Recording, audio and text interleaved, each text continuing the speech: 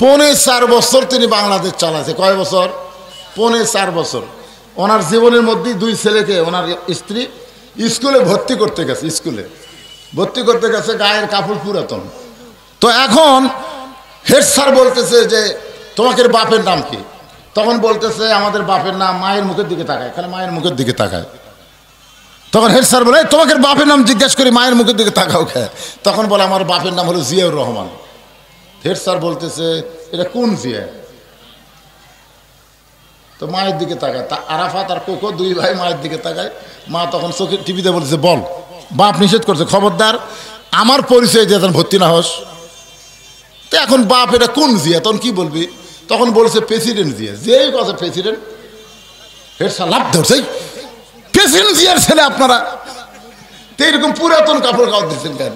বলে আমার বাবা তাই যে আর্মির কাপড় পায়, যে কাপড় সরকার থেকে পাইছে সে কাপড় পুরাতন হয়ে গেলে সেই কাপড় পরিষ্কার করে ওই কাপড় দিয়ে আমাদের প্যান্ট শার্ট বানায় দেয়। বাংলাদেশ থেকে যখন বিদায় নিল, শহীদ জিয়াকে কিন্তু বাংলাদেশের মানুষেরা হত্যা করেনি, ভারতের ইন্ধনে শহীদ জিয়াকে হত্যা করা হয়েছে। যেরকম কথা ঠিক কি না? কারণ জিয়া রহমান থাকলে তো ওই যে তালপট্টির খবর আপনাদের মনে আছে? ভারত কিন্তু তালপট্টি দখল করে বসেছিল। তালপট্টি একেবারে মুরব্বীরা তালপট্টির কথা মনে নাই? জিয়া রহমান কি বলছিল? আয়, কারণ তোরা সৈন্য আর আমি সৈনির কি মেজর জেনারেল। আয়, এমন এক ভয় দেখাচ্ছে। তালপট্টি ছাড়া ভারত চিন্তা করলো জিয়া রহমানকে হত্যা করা লাগবে। শহীদ জিয়া হয়ে গেল। শহীদ জিয়ার বাংলাদেশ, তিতুমিরের বাংলাদেশ, রহম করো আল্লাহ। সবাই বলেন রহম করো আল্লাহ। যখন ধর্মনিরপেক্ষ সংবিধানে লেগেছিল ওই সময় শহীদ প্রেসিডেন্ট জিয়াউর রহমান আল্লাহর উপরে সর্বময় আস্থা নিয়ে বিসমিল্লাহির রহমান রহিম শুরু করে দিলে। কথা কর না কেন?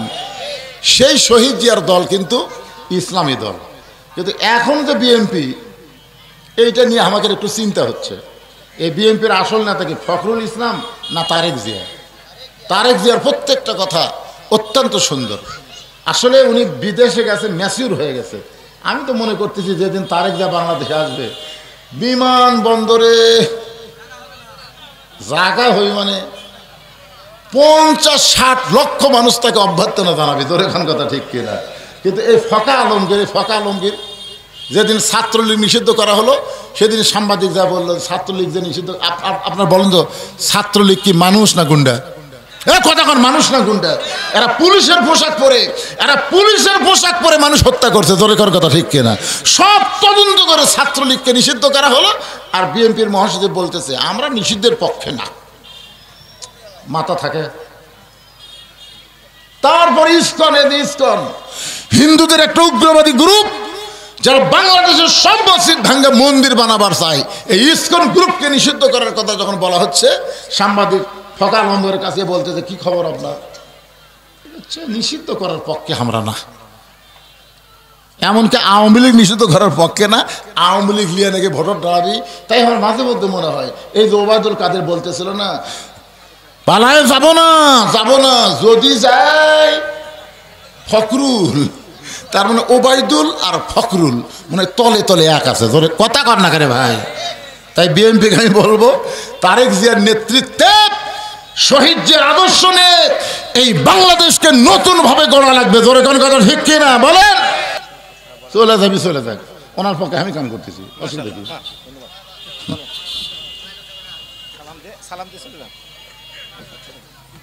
উনি বুঝবার পারেনি।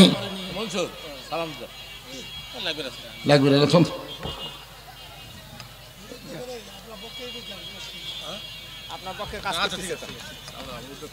হ্যাঁ ঠিক আছে। আমি শহীদ জিয়ার পক্ষেও কাজ করি। আমার যে কয়টা ক্যাসেট এই 5ই আগস্টের পরে বাড়াছে তার মধ্যে শহীদ জিয়ার ওয়াজ থাকবেই। আপনারা খোঁজ করে দেখেন। ওই আরাফার ময়দানে যেগুলো গাছ লাগাছে ওই গাছের ছায়ে হাজিরা পড়লেই শহীদ জিয়া জান্নাতি। জরিগণ সুবহানাল্লাহ। আপনার বসেছেন, হাজিরা বসেছেন নিমের গাছের তলে, জান্নাতের বাতাস আসে। আজকে সে দুনিয়াতে নাই। শেখ মুজিবুর রহমানকেও হত্যা করা হয়েছে, কিন্তু বাংলার কোনো মানুষ শেখ শহীদ বলে না। জোরে কোনো কথা ঠিক কিনা? শহীদ শেখ মুজিবুর কয়? কিন্তু জিয়াউর রহমানকে কেউ জিয়াউর রহমান কয় না, সবাই শহীদ জিয়া কয়। কারণ আছে, এই কারণ ইনশাল্লাহ বলবো কোরআন দিয়ে। কোনো মাস সাদিকিন, খালি খেয়াল থবেন ইমানদার বান্দারা, আল্লাহর ভয় যদি কলিজার মধ্যে রাখতে চাও তাহলে সত্যবাদীদের তোমরা সাথী হও। এ কথা কি আমার না আল্লাহর? সত্যবাদীর সাথী হওয়ার গেলে আজান যখন মুয়াজ্জিন দেয় তখন কোথায় থাকা লাগবে? হ্যাঁ, আলুর বাড়ি।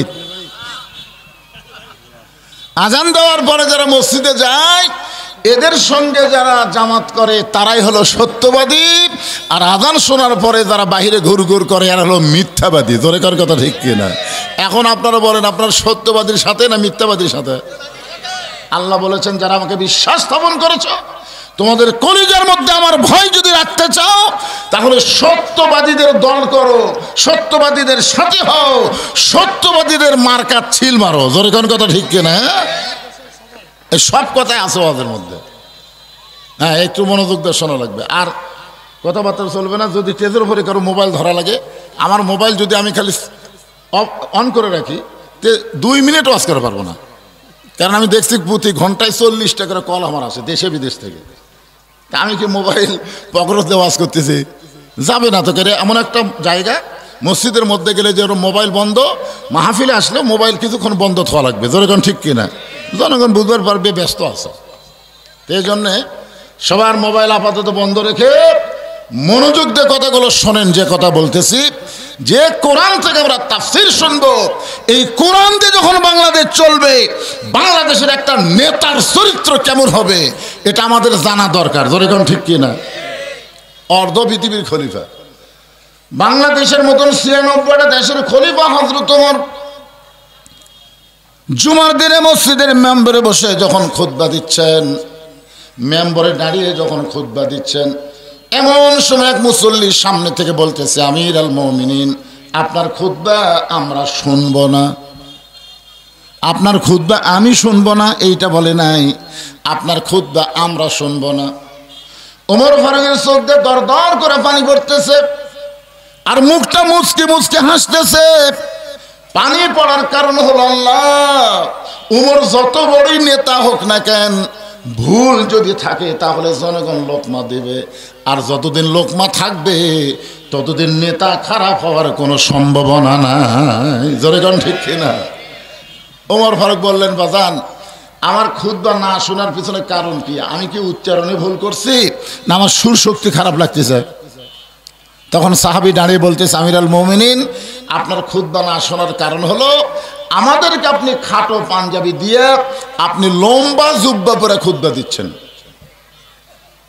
আমাদেরকে আপনি খাটো দিয়ে আপনি লম্বা জুব্বা কোথায় পেলেন এটা না বলা পর্যন্ত আপনার খুতবা আমরা শুনব না। চিন্তা করে দেখেন, বাংলাদেশের মতন 96টা দেশের খলিফা, তা কি বলতেছে লম্বা জুব্বা কোথায় পেলেন? একজন। আর আপনাকে আগেকার এমপি, আমি ওয়াজ করতেছিলাম কালাই, ওয়াজ করতে এমপি সাহেব এসে বলতেছে আমার সময় নাই, এখনই মাইক চাই। সভাপতি সাহেব বললেন, হুজুর দেন। যিনি হাসিনাকে হজরত বলেছে, হাসিনা হচ্ছে হজরত। শালা শালা থাকলে ওর চাপাত আমি জুতে মারতাম। এখন আমি কালাই, খেতলাল সব জায়গায় ওয়াজ করতেছি, কিন্তু ওই শয়তানকার দেখতে পাচ্ছি না। পলাশকারে একটা লোক খালি বলেছে মাঝখান থেকে যে হুজুর ওয়াজ করতেছে, আপনার ভাষণ শুনবার চাইনি। সাথে সাথে ওর চামচারে যাক ধরলো, এমন পিটাপিটি পিটলো, পুলিশের হাতে তুলে দিল। তুই একটা এমপি হলে তোর ভাষণ জনগণ শুনবে না, তুই ভোট পাই এমপি হয়েছিস? বিনা ভোটে যারা এমপি হয়, বিয়ে করে নাই, বাচ্চা নিয়ে ঘুরতেছে, সবাই জিজ্ঞেস করে তুই তো বিয়ে করিস নি, বাচ্চা পেলি কোথায়? তখন বলতেছে, রে পাগলা, তুই বিয়ে করতে পারি না তো বাচ্চা? তাহলে তো এটা তো জাউরা বাচ্চা। যেরকম কি বাচ্চা? তাহলে যেই বেটা ভোট পাইনি এমপি হচ্ছে, শালা হলো জাউরা এমপি। যেরকম কথা ঠিক কিনা? জারত, যাকে বাংলায় বলা হয় অবৈধ, এত খাঁটি বাংলা বলা যাবে না, যেটা আমরা বুঝি সেটা বলতেছি। কানারে কিন্তু বলে বোঝানো যায় না। এখন এক অন্ধ মানুষ এক আত্মীয়র বাড়িতে বেড়াবার গেছে।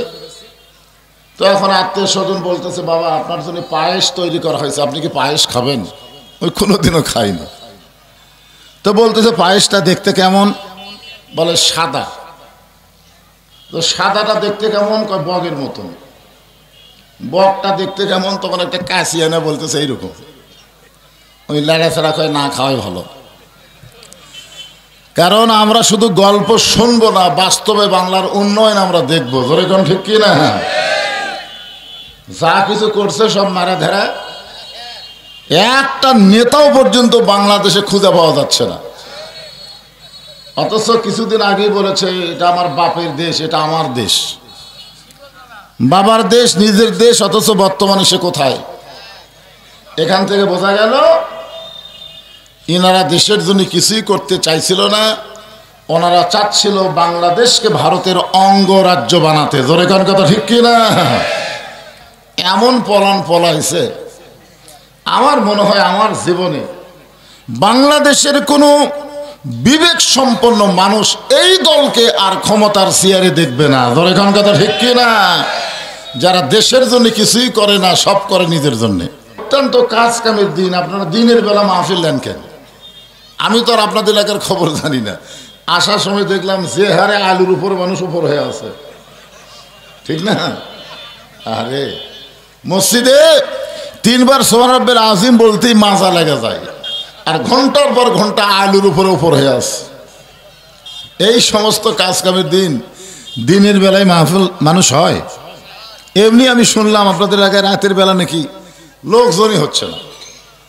তো দিনের বেলায় যে সমস্ত লোক একমাত্র আল্লাহর পাগল, সুবহানাল্লাহ বলেন, দুনিয়ার সমস্ত মহব্বত, দুনিয়ার কাজ কামের মহব্বত অন্তর থেকে বের করে দিয়ে এই জান্নাতের বাগানে আমার সামনে যারা বসে আছেন, আমি আমার অন্তরের অন্তঃস্থল থেকে আপনাদের সবাইকে শুভেচ্ছা জ্ঞাপন করছি।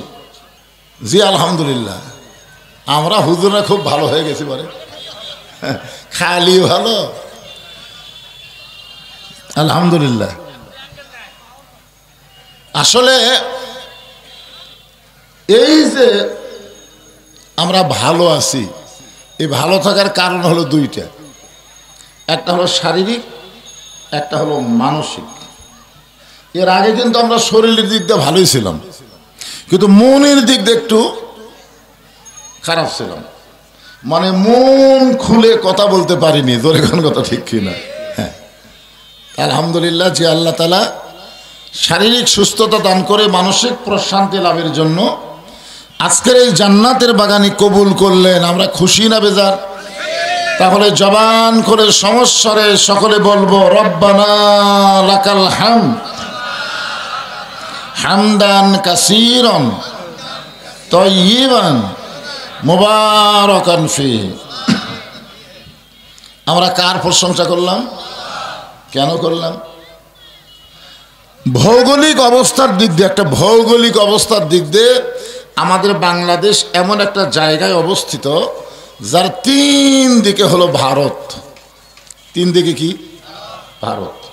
আর একদিকে ফাঁকা আছে, সেই দিকে হলো সাগর।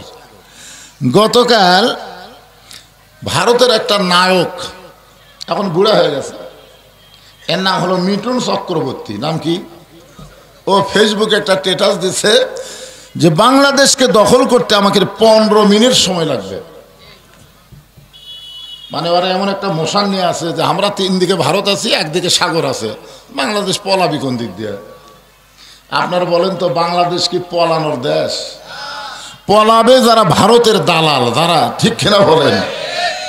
মুসলমানেরা কোনোদিন মুসলমানের দেশ ছেড়ে মালওয়ানের দেশে যাইতে পারে না। ধরে কোন কথা ঠিক কিনা?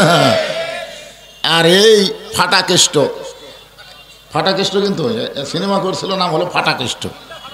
হ্যাঁ, তো এখন এই ফাটাকেষ্ট বলেছে 15 মিনিট লাগবে না আমাদের দেশ নাকি দখল করতে। আপনারা বলেন তো, যে ফাটাকেষ্ট এই কথা বলেছে তার আছে ভগবান, আর আমরা যারা বাংলাদেশি আমাদের আছে আল্লাহ। যেরকম ঠিক কিনা?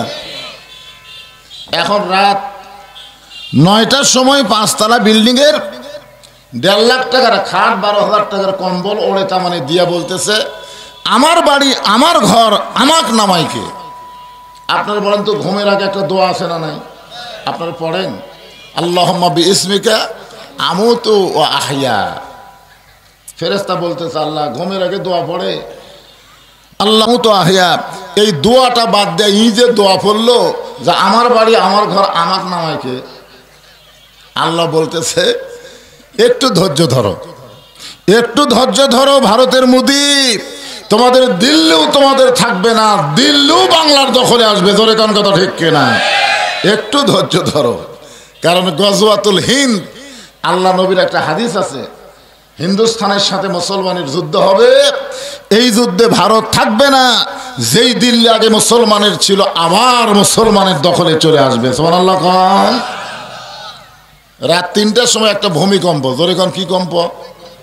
যে লোকটা বলছে আমার বাড়ি আমার ঘর আমাক নামাইকে, ওই ভূমিকম্পের কারণে এত ফোর্সে নামছে যে কম্বলের মধ্যে লুঙ্গি খুলে গেছে, ওটাও পর্যন্ত পরার টাইম পায়নি, ন্যাংটা হয়ে নামছে। জোরে কোন কি হয়ে নামছে? ফেরেশতারা বলতেছে আল্লাহ নামাইলা, তাই বলে এইভাবে ন্যাংটা করে নামাইলা? আল্লাহ কয় 41 সালের আগে যারা নাম্বার চাই না তাদেরকে এভাবে ন্যাংটা করেই নামান লাগে। জোরে কোন কথা ঠিক কিনা? কারণ ক্ষমতার মালিক ভগবান না আল্লাহ। ভগবানের ভাব দেন। গবানের কোনো অর্থ ডিকশনারি খুঁজে পাবেন না। গবানের গবাদ দেন বান মানে বন্যা, দুনিয়ার কোনো মানুষ চায় না। বা বাদ দিলে নো মানে ভগবান নাই।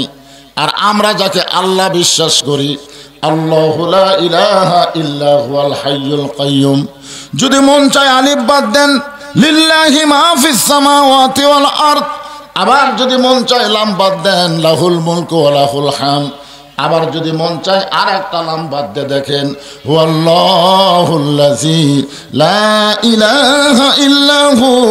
মুসলমান যে আল্লাহকে বিশ্বাস করে সে আল্লাহ সদা বিরাজমান। জোরে বলেন ঠিক কিনা? আমরা ভাগ্য গুণে সদা বিরাজমান এমন একটা আল্লাহকে পেয়েছি, এজন্য খুশি না বেজার? তাহলে জবান খুলে বলি আলহামদুলিল্লাহ। আল্লাহর প্রশংসা করার কারণ হলো আছেন আমার মুক্তার, আছেন আমার বারিস্টার, সেজ বিচারের হাইকোর্টেতে তিনি আমায় করবেন পার, আমি পাপী নেতা জাবিন্দার। এটা কোন নেতা? এটা পেনশন নেতা। যেই নেতা জনগণ থিয়া পাইলে যায়, আমরা সেই নেতাকে অনুসরণ করব না। আমার নেতা তোমার নেতা বিশ্ব নবী মুস্তাফা। আমাদের ভাগ্য এত ভালো, আল্লাহ যখন হাকিম হয়ে আমাদেরকে আসামি বানায় বিচার শুরু করবেন, ওই সময় আমাদের নবী আমাদের ব্যাপারে আল্লাহর কাছে ওকালতি করে বারিস্টারি করে আমাদেরকে সুপারিশ করে জান্নাতে পৌঁছায় দিবেন। এমন একজন নবীর উম্মত হওয়াতে আপনারা খুশি না বেজার? তাহলে জবান খুলে আর একবার বলি আলহামদুলিল্লাহ। এখন আসেন যে কোরআন থেকে আপনারা তাফসির শুনবেন। মসজিদের উন্নয়ন কল্পে মাহফিল, আজকে মসজিদ উদ্বোধন হবে, আসরের নামাজ দেয় ইনশাল্লাহ। এখনো মসজিদে কোনো নামাজ হয়নি, আজকেই যে নামাজ আমরা মসজিদে পড়বো সে নামাজের নাম কি? আসরের নামাজ। কথা কন না কেন? কোন নামাজ? হ্যাঁ, এই আসরের নামাজ যখন আল্লাহ নবীকে দেয়, এর মধ্যে বিশাল একটা গল্প আছে, সে গল্প আজকে বলতেছি না। আমি যেটা বলতেছি সেটা হলো যে কোরআন থেকে আমরা তাফসির শুনবো, কোরআন থেকে আলোচনা শুনবো। আমি এখন আপনাদের কাছে জানতে চাচ্ছি, এই কোরআনে কোনো সন্দেহ আছে?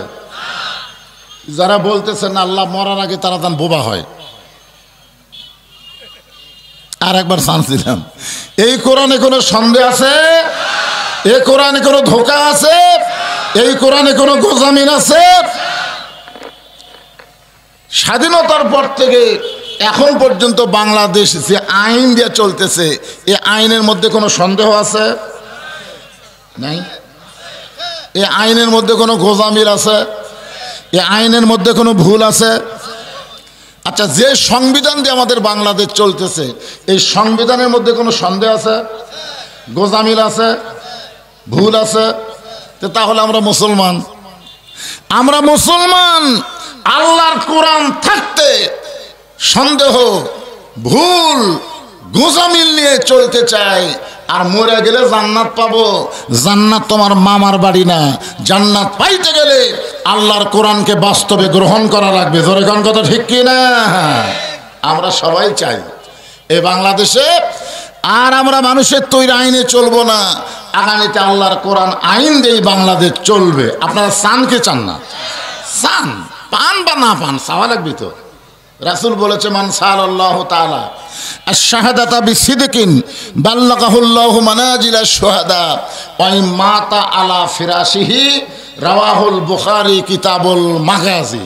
কোনো ব্যক্তি যদি আশা করে এই বাংলার জমিনে আল্লাহর কোরআনের আইন চলবে আর কোরআনের দল করতে গিয়ে সে যদি শাহাদাতের তামান্না করে, প্রয়োজন হলে বাতিলের বিরুদ্ধে লড়াই করে আবু সাইদের মতন জীবন দেব, এই নিয়তে কেউ যদি আল্লাহর কোরআনের দল করে, ওই মাতা আলা ফিরাশিহি, সে যদি নিজের বিছনাও মৃত্যুবরণ করে, বাল্লাগাহুল্লাহু মানাজিলাশ শুহাদা, আল্লাহ হাসরের ময়দানে তাকে শহীদদের কাতারে দাঁড় করায়া দিবে। তাহলে আমাদের নিয়ত করার দরকার আছে না নাই? নিয়তের উপরই কিন্তু রেজাল্ট হয়। কি সব আজে বাজে আইন দিয়া, সংবিধান দিয়া মুসলমানের দেশ চলবে? মুসলমানকে চলতে হবে আল্লাহর কোরআন দিয়া। ধরে কোন কি দিয়া?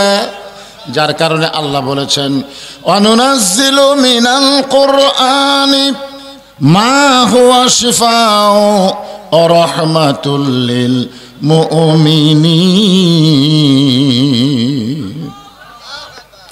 এই আয়াতের বাংলা অর্থ কি? এই আয়াতের বাংলা অর্থ হলো সব সমস্যার সমাধান দিতে পারে আল কোরআন। আপনাদের বিশ্বাস হবে না তো? বিশ্বাস হবে না, কারণ বাংলার শতকরা 90% মানুষ এখন পর্যন্ত আল্লাহর কোরআন এভাবে ধরেইনি। 10% যারা ধরিছে তার জনগণ কয় মোল্লার দৌড় মসজিদ পর্যন্ত। একটা মৌলানা খুব বেশি গেলে মসজিদে যাবে, নামাজ পড়াবে, আজান দিবে, মসজিদ ঝাড় দিবে, মাঝে মধ্যে মিলাদ মাহফিল পড়াবে, এই ছাড়া আবার মৌলবীর কি কাম? আরে আপনারা বলেন তো, এই পৃথিবীর অর্ধেক পৃথিবী যিনি শাসন করেছেন হযরত উমর ফারুক, তার মাথাত কি টুপি ছিল? কথা কয় না। তার মুখত কি দাড়ি ছিল? তাই কি প্যান্ট শার্ট পরা? অনেকেই বলে জুব্বাওয়ালারা জুব্বা সামলানি কঠিন। এই হযরত উমর বাংলাদেশের মতন 96 দেশের খলিফা ছিলেন। আল্লাহর কোরআন অনুযায়ী রাষ্ট্র চলার কারণে একজন নেতা কেমন নেতা হয় এটা বলার জন্য বলতেছি। কারণ আজকের বিষয় হচ্ছে ইয়া আইয়ুহাল্লাযীনা আমানুত্তাকুল্লাহা ওয়া কুনু মাস-সাদিকিন। কি গল্প হচ্ছে ভাই? ওমর ফারুক চোখের পানি বের করে কাঁদতেছেন। এমন সময় 30 পারা কোরআনের হাফেজ, 6 লক্ষ হাদিসের হাফেজ, নাম হলো আব্দুল্লাহ ইবনে ওমর। সুবহানাল্লাহ বলেন। কয় পারা কোরআনের হাফেজ? 30 পারা কোরআনের হাফেজ, 6 লক্ষ হাদিসের হাফেজ। বাপের পাশে দাঁড়াইছে। নেতা হলে তার ছেলেদেরকে কোরআনের শিক্ষা বাধ্য করা লাগবে নেতাদের জন্য।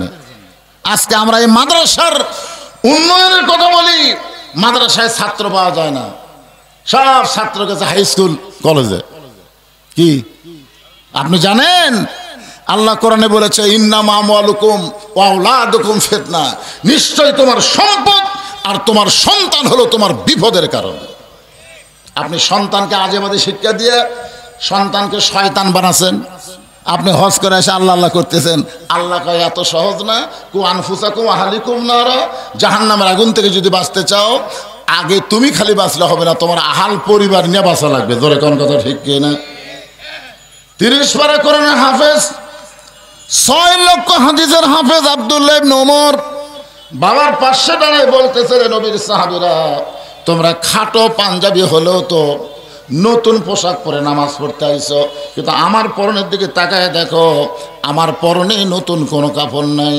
ওসমান গনি বলে, আব্দুল্লাহ, আজকে জুমার দিনে নতুন কাপড় না পরে তুমি পুরাতন কাপড় কেন পরলে বাবা?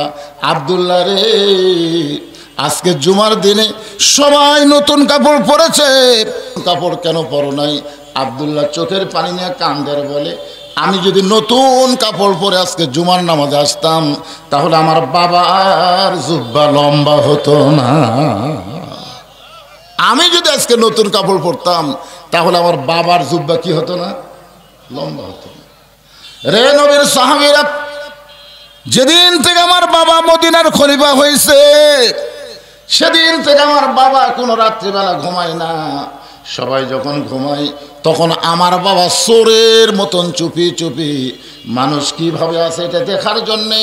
কারণ আমার বাবা একদিন আমার মাকে বলল, রে আব্দুল্লাহর মা শোনো, তুমি হয়তো চাচ্ছ আমি স্বামী তোমার কাছে রাতের বেলা ঘুমাই। যতদিন নবীর সাহাবী ছিলাম ততদিন তোমাকে বুকের মধ্যে নিয়ে ঘুম পেড়েছি, কিন্তু যেদিন থেকে খেলাফতের দায়িত্ব পাইছি সেদিন থেকে আমি ঘুমাইলে চলবে না। ফোরাতের কুলে একটা কুকুর যদি না খায় মারা যায়, আল্লাহ হাসরের ময়দানে ওমরকে ছাড়বে না।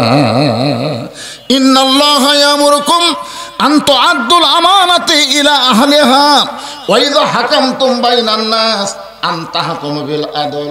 আব্দুল্লাহ বলে, নবীর সাহাবীরা রে, একদিন গভীর রাত্রে আমি ঘুম থেকে চেতন পায়ে দেখি আমার মা দরজায় দাঁড়িয়ে দাঁড়িয়ে কাঁদতেছে। আমি মাকে বললাম, মা এই গভীর রাত্রে ঘুম পাড়া বাদ দিয়ে আপনি দরজাত কেন কাঁদেন?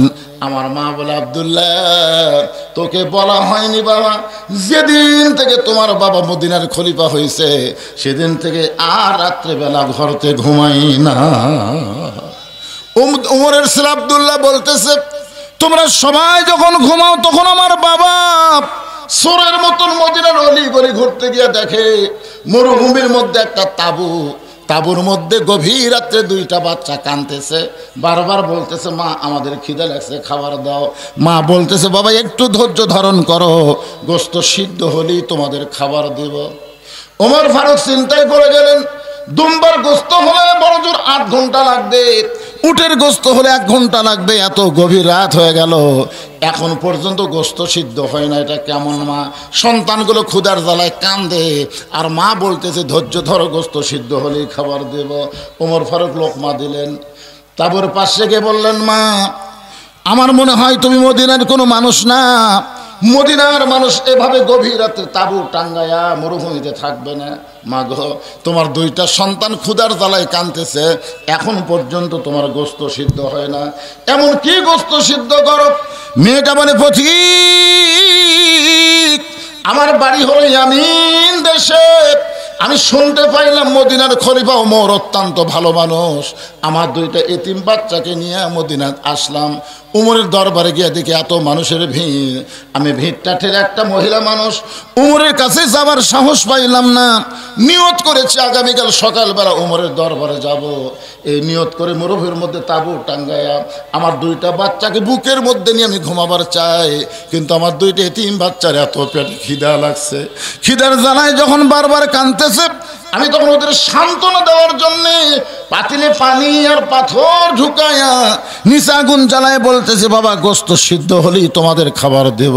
আমার মনে হয়েছে আমার সান্ত্বনার কথা শুনতে শুনতে ওরা এক সময় ঘুমায় যাবে, আর ওরা ঘুমায় গেলে রাতটা পাড়ি গেলে সকালবেলা ওমরের দরবারে যাব। কিন্তু পথিকরে, আমার 2টা এতিম বাচ্চার পেটে এত খিদা, আমার সান্ত্বনায় ওদের চোখে ঘুম ধরতেছে না, আমার সান্ত্বনায় ওদের চোখে ঘুম ধরতেছে না। আমার মনে হয় সকাল পর্যন্ত আমার 2টা সন্তান ক্ষুধার জ্বালায় আর বাঁচবে না। সঙ্গে সঙ্গে ওমর ফারুক বললেন, মা আসল জায়গায় বিচার দিও না, মা একটু ধৈর্য ধরো, আসল জায়গায় বিচার না দিয়া একটু ধৈর্য ধরো। ওমর ফারুক বললেন, আসল জায়গায় বিচার দিও না, আসল জায়গা হলো আমার আল্লাহ। জোরে কোন কথা ঠিক কিনা? বাংলাদেশের মুসলমান 15.5 বছর জজ কোর্টে গেছে, হাইকোর্টে গেছে, সুপ্রিম কোর্টে গেছে, কোনো বিচার পায়নি, কারণ সমস্ত বিচারক সমস্ত আদালত হাসিনা পকেটের মধ্যে তুলেছে। জোরে কোন কথা ঠিক কিনা? হাসিনা যদি বলে ওকে ধরো, সঙ্গে সঙ্গে ধরা লাগবে, যদি বলে একে ছাড়ো, সঙ্গে সঙ্গে ছাড়া লাগবে। একটা বিচারপতি নিজের ইচ্ছা মতো বিচার করতে পারে না, বিচার করেছে হাসিনার কথা মতো। এজন্য আগত যত বিচারপতি আগে ছিল সব বিচারপতি হলো হাসিনার 5 আটা। জোরে কোন কথা ঠিক কিনা? বাংলাদেশের শতকরা 100 জন মানুষ জানে, যারা আওয়ামী লীগ করে তারাও জানে আল্লামা সাইদি হুজুর তার কোনো দোষ নাই। জোরে কোন কথা ঠিক কিনা? সবাই জানে। বিনা দোষে তাকে 13 বছর জেলখানায় বন্দি রাখছে, বিনা দোষে। মাঝে মধ্যে ডাক্তাররা পরীক্ষা করবো আসে জেলখানার, আসে সাইদি হুজুরের হার্টবিট সব দেখে চাঙ্গা, দিন দিন খালি সুস্থই হচ্ছে। কারণ বাইরে যত আমরা সাইদি ভক্ত আছি, আমরা সবাই মাহফিলে দোয়া করে, আল্লাহ কোরআনের পাখিকে তুমি সুস্থ রাখো, হায়াত দারাজ করো। আমরা দোয়া করি না সব হুজুর? এই দোয়াটা কার কাছে? হাসিনার কাছে না আল্লাহর কাছে? আসল জায়গাতে আমরা দোয়া করি। আর এই দোয়াটা হুজুরের উপর আল্লাহ কবুল করে এমন সুস্থ হয়ে গেল। এই সাইদি হুজুরকে হাসপাতাল নেওয়ার 2 দিন আগে 2টা মন্ত্রী ভারতত গেছিল। কোন জায়গায় গেছিল? কথা কয় না, কোন জায়গাতে গেছিল? ভারতে গেছিল। ভারতের মোদি বলল, সাইদির খবর কি?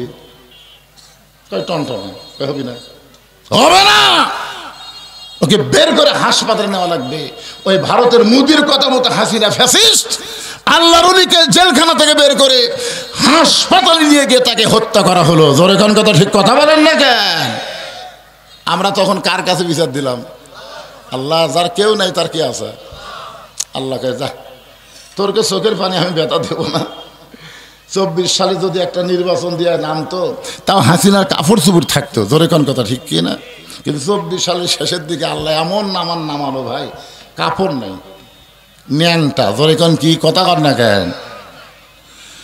একটু মনোযোগ দেওয়ার সময় ওমর ফারুক বললেন, মা আসল জায়গায় বিচার দিও না, তুমি একটু ধৈর্য ধরো। এক দৌড়ে বাংলাদেশের মতন 96 দেশের খলিফা, ধরে কান সুবহানাল্লাহ, এক দৌড়ে পাগলের মতন বাইতুল মালের দরজাতে আসলেন। আসলাম আসলাম আসলাম দরজা খুলে দেখে আমিরুল মুমিনিন। আপনি এমন করে কেন কাঁপতেছেন? আপনার কি হয়েছে? বলে, কাঁপার কারণ হলো আটার একটা বস্তা আমার মাথায় উঠে দে। আসলাম বলতেছে, আমিরুল মুমিনিন, আপনি হলেন অর্ধ পৃথিবীর খলিফা, আমি হলাম আপনার চাকর। কোথায় আটার বস্তা নেওয়া লাগবে আমারে হুকুম দেন, আমি মাথায় করে পৌঁছে দেব। ওমর ফারুক কান্দার বলে, আসলাম রে আসলাম, একজনের পাপের বোঝা আর একজন কেউ মাথায় নেবে না। দে আমার মাথায় আটার বস্তা উঠায় দে। আউলিল আমরি মিনকুমকে মানতে গিয়া চাকর আসলাম ওমর ফারুকের মাথায় আটার বস্তা উঠায় দিল। ওমর ফারুক বস্তা নিয়ে যখন দৌড় মারতেছে, পিছন দিক থেকে আসলাম কান্দের বলে, আমিরুল মুমিনিন, এত ওজনের বস্তা নিয়ে যদি আপনি পড়ে যান আপনার কষ্ট হবে। এত ওজনের বস্তা নিয়ে দৌড়ান না, হেঁটে হেঁটে যান। ওমর ফারুক কান্দের বলে, আসলাম রে, সময় মতো যদি জায়গায় যাবার না পারি তাহলে জাহান্নামের আগুনে আল্লাহ ওমরকে পুড়াইয়া ফেলবে। এক দৌড়ে তাবুর কাছে গিয়ে বললেন, মা মা, তোমার 2টা ছেলে কি জীবিত আছে? মেয়েটা বলতেছে এখনো জীবিত আছে। তাহলে রুটি তৈরি করো, হালুয়া তৈরি করো। রুটি হালুয়া তৈরি করে ওমর ফারুকের হাতে যখন দেয়, ওমর ফারুক 2টে 3 বাচ্চাকে 2 উড়াতে উপরে উঠায় নিয়ে রুটি ছিঁড়ে হালুয়া দিয়ে যখন মুখে দেয়, বাচ্চা 2টা ফ্যাল ফ্যাল করে ওমরের দিকে তাকায়। সঙ্গে সঙ্গে হযরত ওমর পড়তেছেন, আর আইতাল্লাযী ইউকাযযিবু বিদ্দীন ফাযালিকাল্লাযী ইয়াদউল ইয়াতীম ওয়ালা ইয়াহুদ্দু আলা তাআমিল মিসকিন। ওমরের কান্না, 2টা বাচ্চা চোখের পানি মুছে দে বলে, আপনি কে গো? এই গভীর রাত্রে মায়ের কাছে খাবার চায়, মা খালি বলে গোস্ত সিদ্ধ হতে দেরি হবে। আমার মা খাবার দেবার পারে নাই, আপনি কে গো? এই গভীর রাত্রে আমাদের মুখে উঠে হালুয়া তুলে দেন, আপনি কে? আমরা এতিম গো, আমরা বাবা দেখি নাই, আমাদের মনে হয় আপনি মনে হয় আমাদের বাবা হয়েছেন। সঙ্গে সঙ্গে ওমর আসমানের দিকে তাকায় বলে, আল্লাহ, এই অধমকে তুমি জাহান্নামের আগুন থেকে বাঁচায় দাও, এই অধমকে তুমি জাহান্নামের আগুন থেকে বাঁচায় দাও। পর্দার মধ্যে থেকে মহিলা বলে, পথিক, তুমি জাহান্নামের আগুন থেকে কেন বাঁচার জন্য কাঁদতেছো? যদি আল্লাহ ওমরকে মদিনার খলিফা না বানায়া তোমাকে যদি মদিনার খলিফা বানাইতো, মদিনা যেন আল্লাহর জান্নাত হয়ে যেত। আব্দুল্লাহ বলে, নবীর সাহাবীরা রে শোনো, দুনিয়ার সবাই যখন ঘুমায় গেছে তখন আমার বাবা চুপি চুপি আমার ঘরের দরজায় গিয়ে টানতেছে। আমি দরজা খুলে বললাম, বাবা কারণ কি? বলে, বাজান রে, আগামীকাল জুমার দিন। আব্দুল্লাহ বলতেছে, আগামীকাল জুমার দিন, তো আমার দরজা কেন? উমর ফারুক বলে, আব্দুল্লাহ এই দেখ, বাইতুল মাল থেকে একটা পাঞ্জাবি আমাকে বরাদ্দ করেছে, এই পাঞ্জাবি গায়েটা দেখলাম হাঁটুর নিচ পর্যন্ত আসে না, এখন তুই রে বল বেটা, এই ছোট পাঞ্জাবি গায়ে দেখে আর খুতবা দেওয়া যায়? আব্দুল্লাহ বলে, তাহলে আমি কি করব?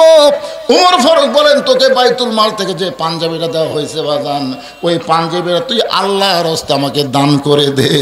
আব্দুল্লাহ বলে, আমার পাঞ্জাবি আমার বাবাকে দান করে দিয়া চুপি চুপি বাবার পিছনে আমি রওনা দিলাম।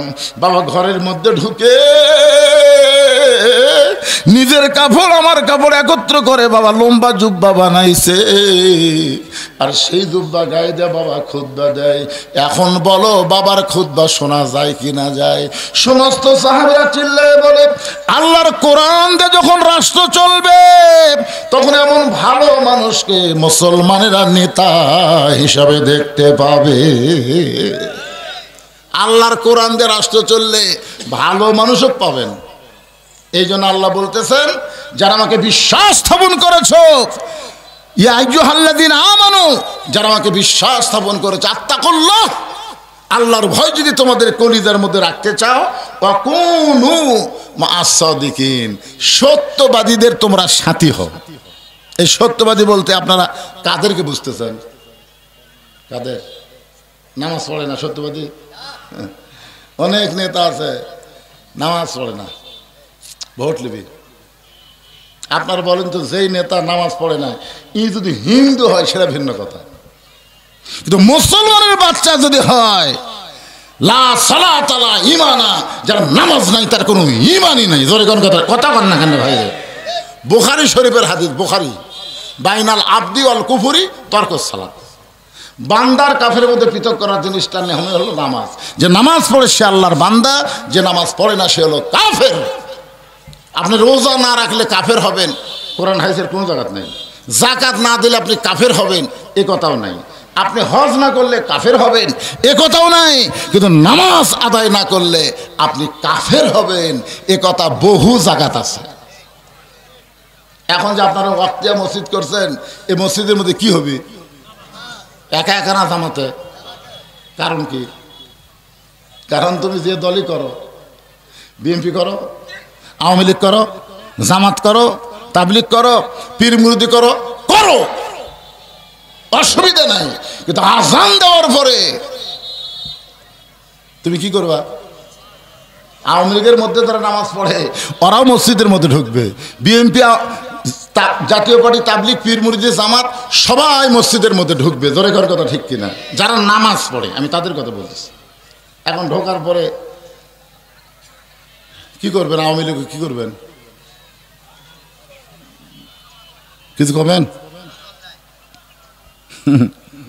মানে যেই পড়েছে আল্লাহুম্মা তাহলি আবু আবা রহমতিক, এ পড়া মাত্রই আওয়ামী লীগ বাতিল, বিএনপি বাতিল, জাতীয় পার্টি বাতিল, জামাত বাতিল, তাবলিগ, পীর মুরিদি সব বাতিল। এক দল, খালি এক কাতার। দলের মধ্যে কম বেশি আছে, কিন্তু কাতারের মধ্যে কম বেশি নাই। আছে ভাইজান? এর পাও ফাটা আর পাও তেল তেলা, গোড়ালির সাথে গোড়ালি মিল করতেছে। এখন তেল তেলা যদি কয় তোর ফাটা পাও রে, তো 4 আঙ্গুল ফাঁক থাকতো, কোয়া যাবে? ওই ফাঁকের মধ্যে কে ঢুকবে? কথা কন না কেন, কে ঢুকবে? একটা গরিব একটা ধনীর কাছে যদি দাঁড়ায়, আর ধনী যদি তুই কি রে, আমি বসি চেয়ারও, তুই বসি মাটি, আর মসজিদের মধ্যে তুই আসে আমার কাছে, বলা যাবে?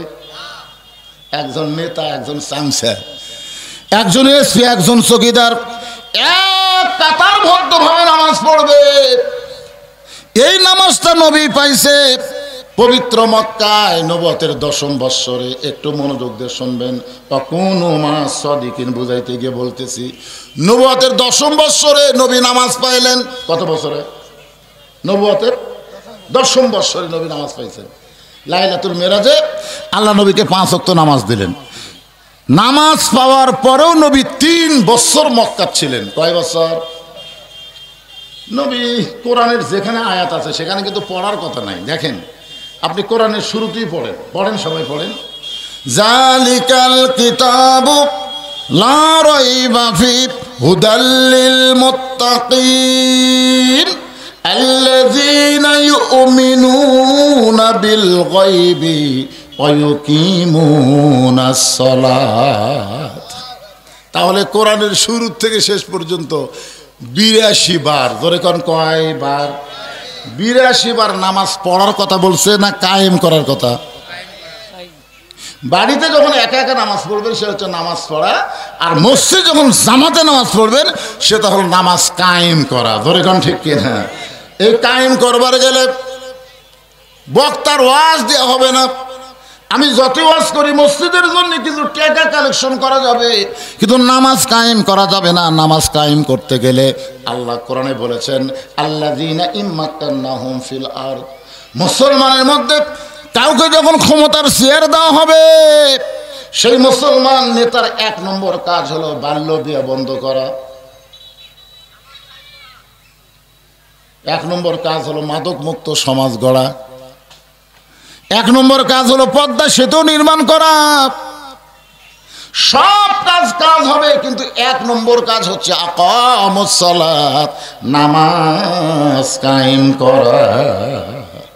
এই যুবকেরা, হায় হায় রে, এই যে যুবকেরা এখন সে মোবাইলে ঘুরতেছে ভাই, এরকে চাল চরিত্র দেখলে মনই হচ্ছে না এরা মানুষ।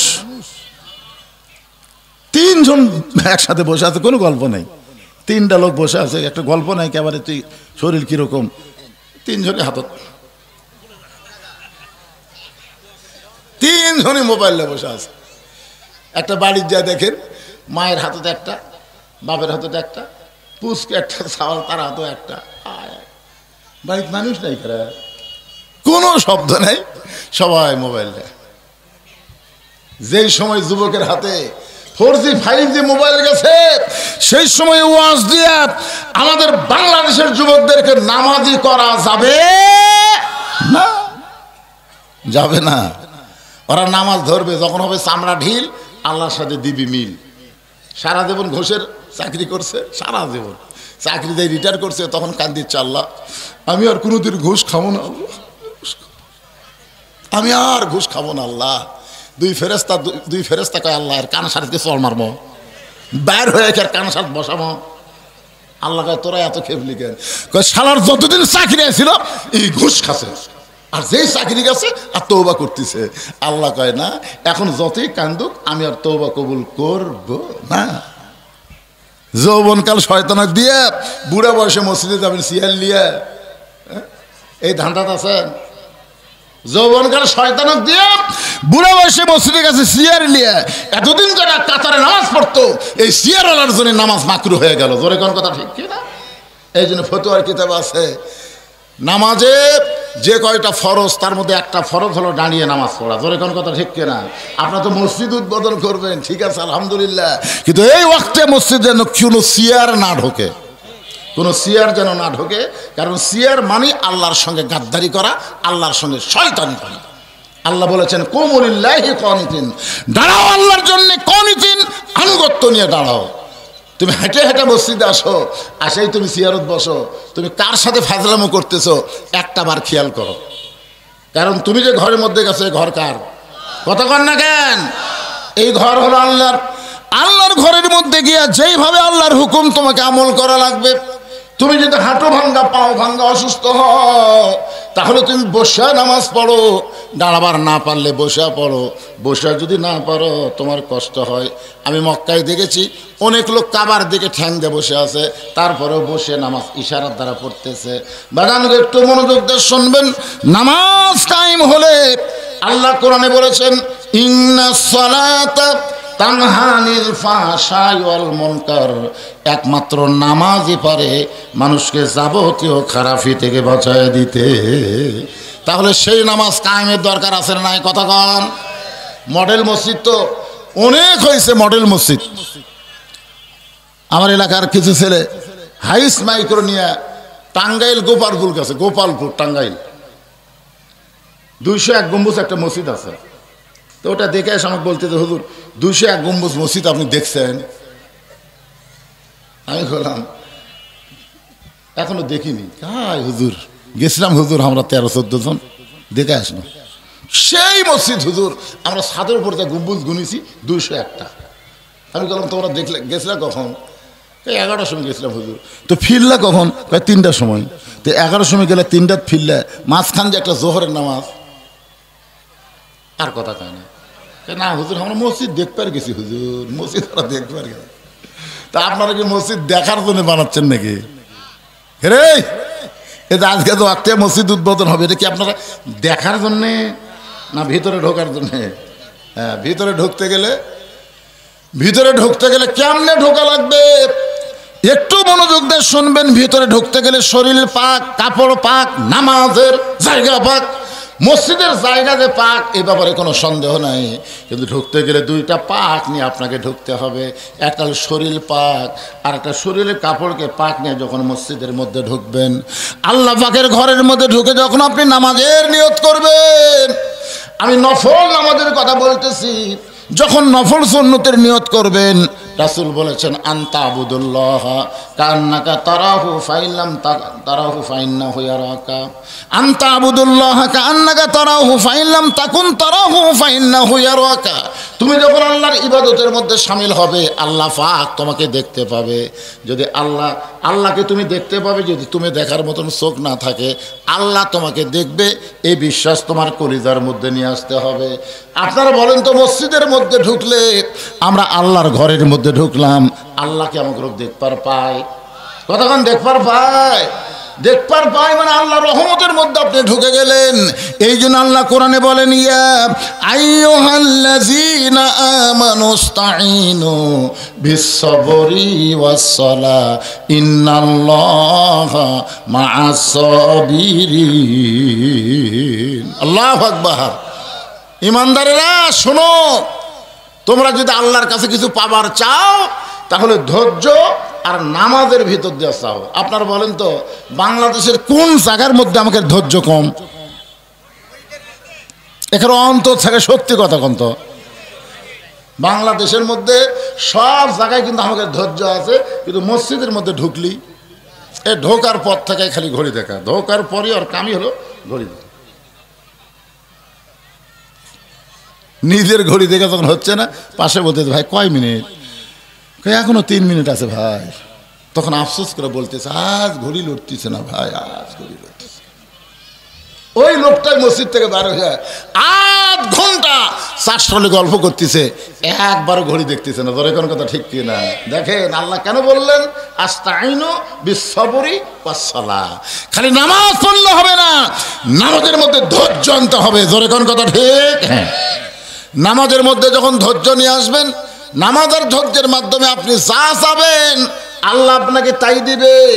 নামাজের মাধ্যমে চাইতে হবে। নামাজ বাদ দেখে যদি বলে আমার দয়াল বাবার দরবারেতে কেউ ফিরে না খালি হাতে, এটা কি? এটা কি তাওহীদ না শিরক? সবাই বলেন এটা কিভাবে বলা লাগবে? এই কোনার যুবকেরা বসো না কেন? বসো, সবাই বসো। তোমাকে জন্যই তো ওয়াজ হবে পাগল। অকুনু মা সাদিকিন, সত্যবাদীদের দল করো, সত্যবাদীদের সাথে হও। আল্লাহর ভয় যদি কলিজার মধ্যে রাখতে চাও, জোরে কোন কথা ঠিক কি না? হ্যাঁ, এজন্য বসো। তোমাদের জন্যই তো আলোচনা আজকের মাহফিল। একটু খেয়াল করেন, আমার মা বোনেরাও পর্দার মধ্যে ওয়াজ শুনতেছে, ওরা চিন্তায় পড়ে যাচ্ছে যে মাদ্রাসায় তো আত্মীয় মসজিদ করলো, আমরা তো মসজিদের মধ্যে ঢুকতে পারবো না, তাহলে হুজুর আমাদের জন্য কি নতুন কোনো ওয়াজ করবে না?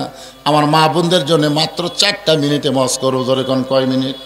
একটু মনোযোগ দিয়ে শোনেন। গভীর রাত্রে খাদিজাতুল কুবরা আল্লাহ নবীর হাত ধরে ফোঁপায় ফোঁপায় কাঁদতেছে। রাসূল বলে খাদিজা এই গভীর রাত্রে নিজে না ঘুম পাই না, আমার হাতটা ধরে কাঁদতেছেন, কারণ কি? খাদিজা বলে ইয়া রাসূলুল্লাহ আমার চিন্তায় পড়ে গেলাম যে কোনো সময় যদি আমার মৃত্যু হয়, হুজুর যে কোনো সময় যদি আমার মৃত্যু হয়, মরার পরে আমার কি হবে? এই খবরটা কি আল্লাহ পাক আপনাকে জানাইছে? খাদিজার মরার পরে কি হবে এইটা খাদিজা কার কাছে জানতে চায়? নবীর কাছে। জোরে কোন কার কাছে? কারণ আল্লাহ নবী শুধু খাদিজার স্বামী না, নবী হলেন আল্লাহর দোস্ত। জোরে কোন সুবহানাল্লাহ। আল্লাহ রাসূল খাদিজার কপালে চুমা দিয়ে বললেন ওই আল্লাহর শপথ করে বলতেছি এই দুনিয়াতে 10 জন পুরুষকে আল্লাহ জান্নাতের সার্টিফিকেট দিয়েছে, আবার 10 জন নারীকেও আল্লাহ জান্নাতের সার্টিফিকেট দিয়েছে। 10 জন পুরুষের নাম আপনারা জানেন না, শোনেননি? আবু বকর, ওমর, ওসমান, আলী, আব্দুর রহমান ইবনে আওফ, জুবাইর, তালহা, সাদ ইবনে আবি ওয়াক্কাস, আবু সাইদ, ওবাদা ইবনুল জাররাহ। এই 10 জনই হলেন আশারে মুবাশশারা। এখন নবী বলতেছে মেয়েদের মধ্যেও 10 জন। খাদিজা বলে, হুজুর তাহলে পুরুষের মধ্যে যদি 1 নম্বর আবু বকর হয়, মেয়েদের মধ্যে 1 নম্বর জান্নাতে কে হবে? আল্লাহ রাসূল বললেন, খাদিজাতুল কুবরা। আর কোন টেনশন আছে? পুরুষের মধ্যে 1 নম্বর হলো আবু বকর, নারীদের মধ্যে 1 নম্বর খাদিজাতুল কুবরা। এই কথা শোনার পরে খাদিজা মুস্কি মুস্কি হাসতেছে। রাসূল বলে, খাদিজা আপনি সার্টিফিকেট পাওয়া 1 নম্বর জান্নাতি। পুরুষের মধ্যে 2 নম্বর হলো ওমর, নারীদের মধ্যে 2 নম্বর কে হলে ভালো হয়? নারীদের মধ্যে 2 নম্বর কে হলে ভালো? পুরুষের মধ্যে 2 নম্বর কে? ওমর। 3 নম্বর ওসমান, 4 নম্বর আলী। খাদিজা বলতেছে, রাসূলুল্লাহ আমার কাছে যখন জানতে চাচ্ছেন তাহলে শোনেন, নারীদের মধ্যে আল্লাহ 2 নম্বর জান্নাতের সার্টিফিকেট যাকে দিবে সেজন্য আমার কলিজা টুকরা ফাতেমা হয়। রাসূল দাঁড়িয়ে বললেন, খাদিজা আপনি কেমন মা? আপনাকে আল্লাহ 4টে মেয়ে দিছে, রোকে আছে, জয়নাব আছে, কুলসুম আছে, তারপরে ফাতেমা আছে। আপনি অন্য 3টা মেয়ের নাম না বলে আপনি সরাসরি ফাতেমার নাম কেমনে বললেন?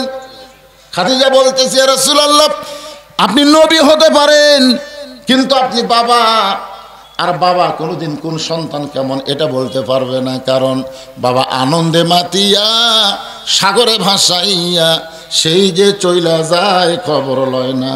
মাজন ধরিয়াই উদরে কতই কষ্ট করে, 10 মাস পরে পায় প্রসবের বেদনা, এমন দরদি ভবে কেউ হবে না আমার মা। মা গো। খাদিজা বলতেছে, নবী গো কুলসুম আমার পেটে ছিল, আমি সন্তান পেটে আছে বুঝবার পারছি। রোকেয়া যখন আমার পেটে ছিল, রোকেয়া আমার পেটে ছিল, আমি বুঝবার পারছি। জয়নাব আমার পেটে ছিল, আমি বুঝবার পারছি জয়নাব আমার পেটে আছে। ওগো আল্লাহর নবী, আল্লাহর শপথ করে বলতেছি, ওই ফাতেমা যখন আমার পেটে আইছে, পেটে সন্তান আছে, কিন্তু সন্তানের ওজন আমি বুঝতে পারি নাই। ওগো আল্লাহর নবী, আমার 3টা মেয়ে যখন প্রসব হয়েছে, আমি প্রসবের বেদনা ব্যথা বুঝতে পেরেছি, কিন্তু আমার ছোট মেয়ে ফাতেমা যখন দুনিয়াতে ভূমিষ্ঠ হলো, আমি বুঝতেই পারলাম প্রসব বেদনা, বুঝতেই পারলাম না। আমি লক্ষ্য করে তাকায় দেখি আমার মেয়ে ফাতেমা, তার 2টা হাত জন্মের সময় ইজ্জতকে ঢেকে বের হয়েছে। আমি মা হইয়াও তার ইজ্জত দেখতে পারি নাই। সেদিন থেকে বুঝবার পারছি ফাতেমা আমার সাধারণ কোনো মেয়ে না। জান্নাতের 2 নম্বর সার্টিফিকেট যদি দিতে হয়, আল্লাহ যেন আমার কলিজার টুকরা ফাতেমাকে দিয়ে দেয়। রাসূল বললেন, খাদিজা আপনি যেই ফাতেমা সম্পর্কে 2 নম্বর জান্নাতের কথা বলতেছেন, কিন্তু আল্লাহ পাক আমাকে জানাই দিতে ফাতেমা জান্নাতি নয়, ফাতেমা জান্নাতি নয়, ফাতেমা জান্নাতি নয়। খাদিজা বলে, ইয়া রাসূলুল্লাহ ফাতেমা যদি জান্নাতি না হয় তাহলে ফাতেমা কি? আল্লাহর নবী বললেন, ফাতেমা হলো জান্নাতি নারীদের নেত্রী, সাইয়্যিদাতুন নিসায়ে আহলুল জান্নাহ ফাতেমাতুজ জোহরা। খাদিজা বলে, রাসূলুল্লাহ কোন আমলের কারণে ফাতেমাকে আল্লাহ খাতুনে জান্নাত ডিগ্রি দিল? আল্লাহ রাসূল বললেন, খাদিজা একটা মাত্র আমল, যে আমলটা আপনি করতে পারেন নাই, সে আমলটা হলো পর্দা। আপনি কি বলতে পারেন দুনিয়ার কত পুরুষ মানুষ আপনাকে দেখেছে?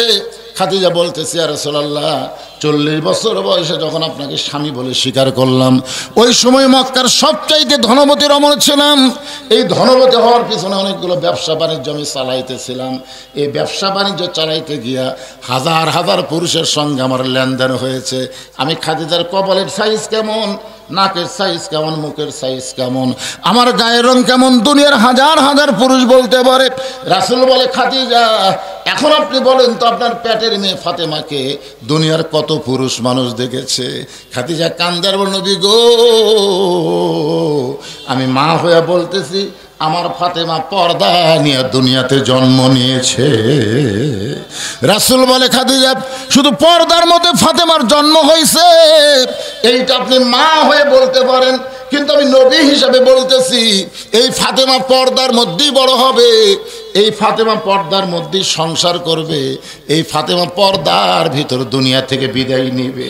ওগো খাদিজা, এই ফাতেমা পর্দার মধ্যে দুনিয়া থেকে বিদায় নিয়ে বলতেছে বাবা আজরাইল যখন আসবে, আজরাইলকে আমি বলবো আজরাইল আমার বাবাকে রাইখে আমার জানটা কবজ করে নিয়ে যাও, আমার সামনে আমার বাবা দুনিয়া থেকে বিদায় নিবে, আমি ফাতেমা সহ্য করতে পারবো না।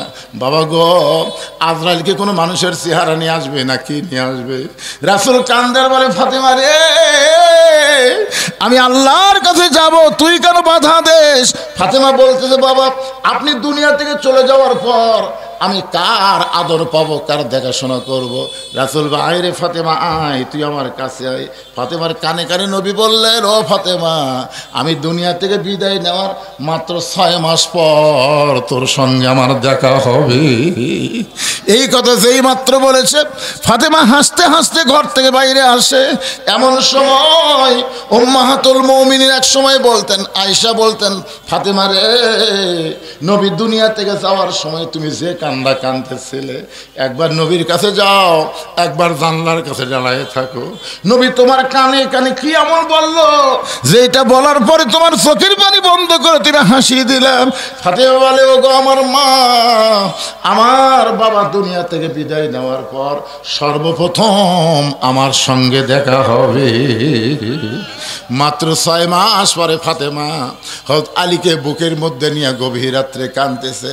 আলী বলে ফাতেমা কি হলো, তোমার এমন করে কেন কান্দো? ফাতেমা বলে স্বামী গো, ওগো আল্লাহ আমার স্বামী শুনে নেন, আজকে গভীর রাতে আমার মৃত্যু হবে, আজকে গভীর রাতে আমার বাবার সঙ্গে আমার দেখা হবে। জোরে গান সুবহানাল্লাহ। আলী বলে ফাতেমা আমি তোমার স্বামী আছি, তোমার হাসান হোসেন আছে, তোমার সন্তানদেরকে বাদ দিয়া, তোমার স্বামীকে বাদ দিয়া তুমি খালি তোমার বাবার কাছে যাবার চাও। ফাতেমা রে, আল্লাহর কাছে বলো আল্লাহ যেন তোমাকে আরো কিছুদিন হায়াত দেয়। ফাতেমা কান্দের বলে স্বামী আমি আল্লাহর কাছে দোয়া করেছি, আল্লাহ দোয়া কবুল করেছে, আজকে গভীর রাত্রে পর্দার মধ্যে ফাতেমার মৃত্যু হবে। আমি দুনিয়া থেকে বিদায় নেওয়ার পর আমার 3টা চাওয়া আপনি পুরা করবেন।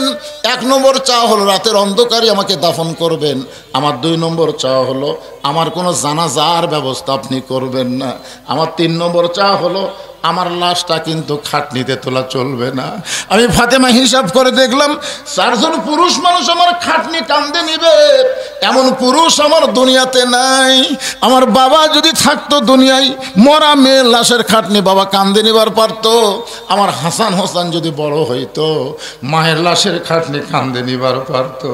ওগো স্বামী আমার জানাজার ব্যবস্থা করবেন না, কারণ দুনিয়ার সব মানুষ যদি বলে ফাতেমা ভালো, আর আপনি যদি বলেন ভালো না, ফাতেমাকে আল্লাহ জান্নাত দেবে না।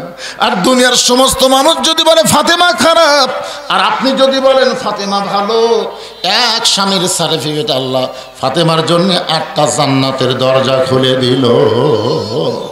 মাইক কিন্তু ভালোই আছিল, কি করলো? আচ্ছা মাইক আসে কি করলো?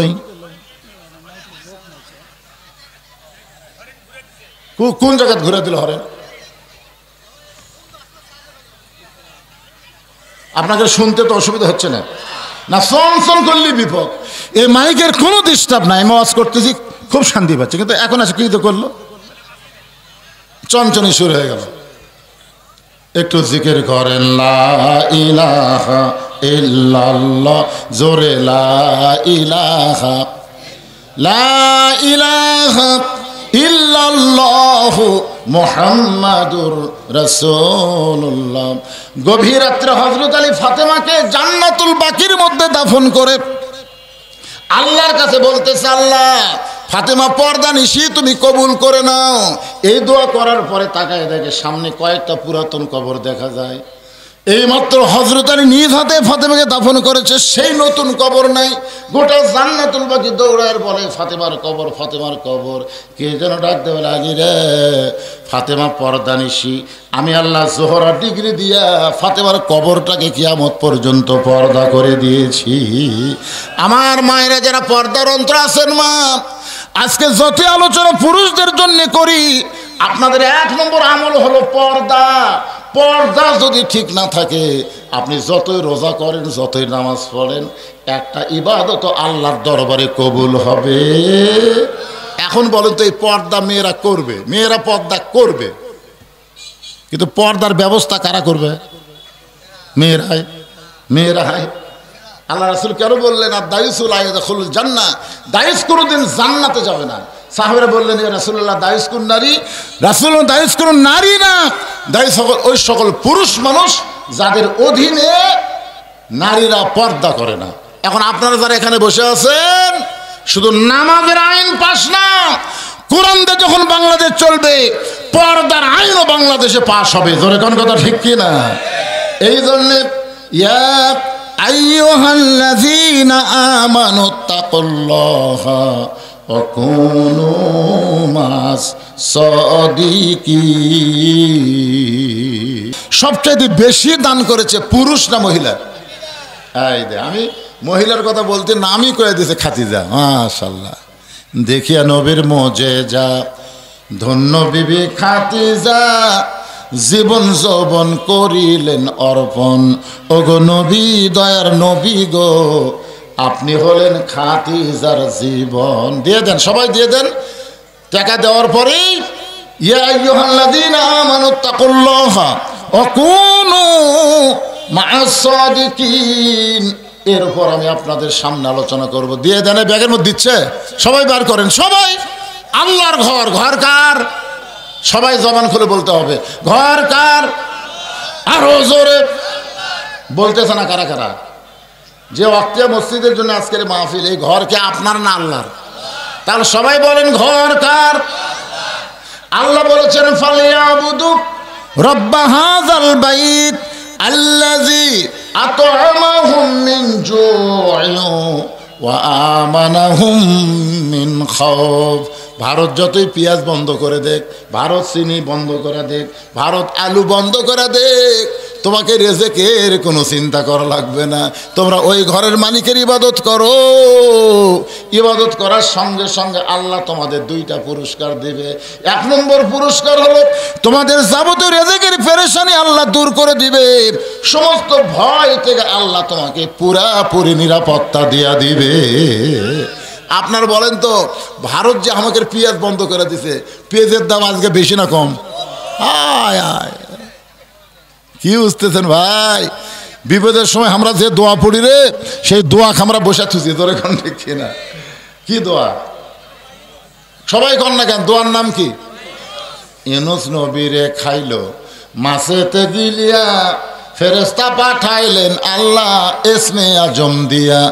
দমে দমে শহর দম পড়ে সে ইসমে আজম, মাছেরই উদর হইতে বাঁচাইলা প্রাণ। সবাই বলেন, আল্লাহু আল্লাহু, তুমি জানলে জালালুহু, শেষ করা তো যাই না গে তোমার গুণগান। আচ্ছা, ব্যাগগুলো যে আদায় করে কোন দিকে যাবে?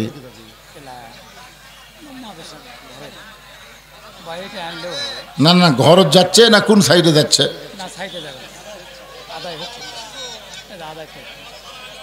না, ব্যাপারটা হলো কি, এখন বহু খোর বাড়াচ্ছে, ডাল খোর, হেরোইন খোর, গাঁজা খোর। এর মধ্যে কেউ যদি একটা ব্যাগ লিয়া দাঁড়ায় আর নিজের মনে করে যদি চলে যায়, সেজন্য বলতে যে ভাই, এই ব্যাগগুলা কুটি যাবি।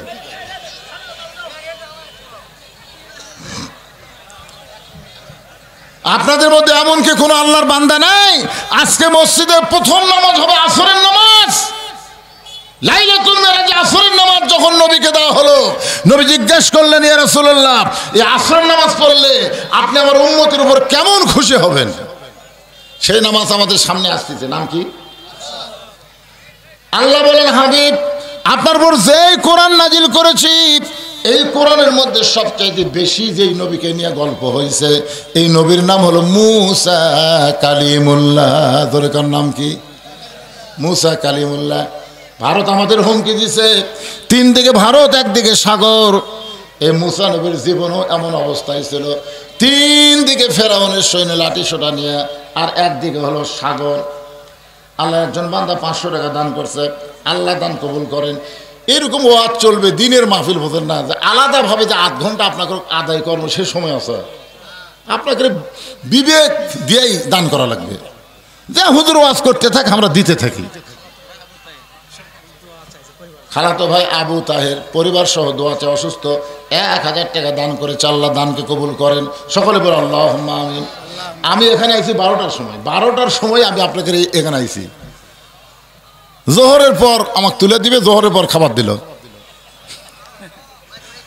হ্যাঁ, খাইয়া দেয়, হুজুর চলেন কেরে পাগলা, একটা খাইয়া মাইক ধরা একটু কষ্ট না, তারপরে মাইছি মাশাআল্লাহ।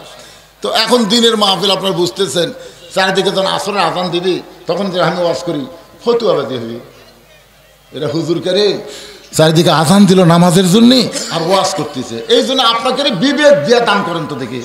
আমি ওয়াজ করতে থাকি আর আপনার দান করতে থাকেন, অসুবিধা আছে? হ্যাঁ, এই যারা 500 টাকা 1000 টাকা দিবে লাইন ধরে আসেন তো। আল্লাহর ঘর মসজিদ করবেন, মসজিদের ছাদ হয়ে গেছে, আজকে ভিতরে আসরের নামাজ হবে রে পাগলারা, দিয়ে দেন। এই টাকা আপনাদের সার্থক হবে। কয় টাকা বাকি আছে? মসজিদের ঋণ কত? 29,000 টাকা ঋণের উপর আল্লাহর ঘর। আল্লাহ কবি তুই পায়খানা বানালো, 1 টাকা তোর ঋণ নাই, আর আমার মসজিদ বানায় 29,000 টাকা ঋণ। কি যে বাড়িতে আমরা থাকলাম বাড়ি বিল্ডিং হয়ে গেছে। শোনেন, মসজিদ কার ঘর? আল্লাহর ঘর যে তৈরি করে দেয়, রাসূল বলেছেন সে দুনিয়াতে থাকা অবস্থায় আল্লাহ তার জন্য একটা ঘর বানায় দেয় জান্নাতে। ধরে ধরে সুবহানাল্লাহ। সর্বপ্রথম মসজিদ আল্লাহ নবী তৈরি করেছে মদিনায়, নাম হলো মসজিদে কুবা। এই জায়গা কিন্তু 2টা এতিমের জায়গা ছিল, 2টা এতিমকে রাসূল ডাক দিলেন। আমি শুনতে পাইলাম এই জায়গার মালিক নাকি তোমরা। 2টা এতিম খালি বারবার নবীর মুখের দিকে তাকায়। রাসূল বলে আমি জানতে চাই জায়গার মালিক নাকি তোমরা 2 ভাই? এতিমরা বলে ইয়া রাসূলুল্লাহ, জায়গার মালিক আমরা না, জায়গার মালিক হচ্ছে আল্লাহ, আর আমরা 2 এতিম দেখাশোনা করি। ওটা কিন্তু কোবা পল্লী, খুব খেজুর গাছের আবাদ হচ্ছিল, বুঝলেন? সেই রকম জায়গা। এই জায়গার মালিক কে? আমরা 2 ভাই দেখাশোনা করে। আগে আমাদের বাবা দেখাশোনা করত, বাবা দুনিয়ার থেকে বিদায় নেওয়ার পরে আমরা দেখাশোনা করতেছি। রাসূল বলে জায়গাটা আমার পছন্দ। 2 এতিম বলে আপনি জায়গা কি করবেন? বলে এই জায়গায় আল্লাহর ঘর মসজিদ বানাবো, এর বিনিময়ে তোমরা কি চাও? 2 এতিম বাচ্চা নবীর মুখের দিকে ফেল ফেল করে তাকায় থাকে। রাসূল এতিমের চোখের পানি মুছে দিয়ে বলেন, শিশুকালে ময়রা গেছে মা, গর্ভে থাকতে মরছে পিতা, আমি চোখে দেখলাম না। তোমরাও যেমন এতিম, আমি নবীও তেমন এতিম ছিলাম। বলো এর বিনিময়ে তোমরা কি চাও? ওসমান গনি চিন্তা করতেছে, আবু বকর চিন্তা করতেছে, এই 2 এতিম বাচ্চা যদি এমন কিছু চায়, নবী যদি দিবার না পারে, এই সামর্থ্য যদি নবীর না থাকে, 2 এতিম বাচ্চা নবীর হাত ধরে বলে, নবী গো, আমরা 2 ভাই এই জায়গার বিনিময়ে জান্নাত চাই। সুবহানাল্লাহ কর না কেন? কি চাই? এ কথা কর না, কি চাই? আজকে আপনারা যেগুলো দান করতেছেন, এই দানের বিনিময়ে আপনারা কি চান? জোরসে বলুন। 10 হোক 20 হোক দিচ্ছেন তো? দেননি আপনারা? আচ্ছা, আপনার কাছে ব্যাগ গেল, কারা কারা দেননি হাত তোলেন তো দেখি। যারা তারা দেননি সবাই দিছে, ওটি একজন ভুল করে হাত তুলছে। আলমগীর বউল গাড়ি 1 বস্তা সিমেন্ট বাবদ 600 টাকা দান করছে। আল্লাহ তার দানকে কবুল করেন, জোরে করেন আমিন। আমার মা বোনদের মধ্যে কি আদায় করতেছে? এ মাহফিল কমিটির লোক কোথায় রে? মা বোনদের মধ্যে আদায় হচ্ছে? হুজুর কি খবর? কে করতেছে আদায়?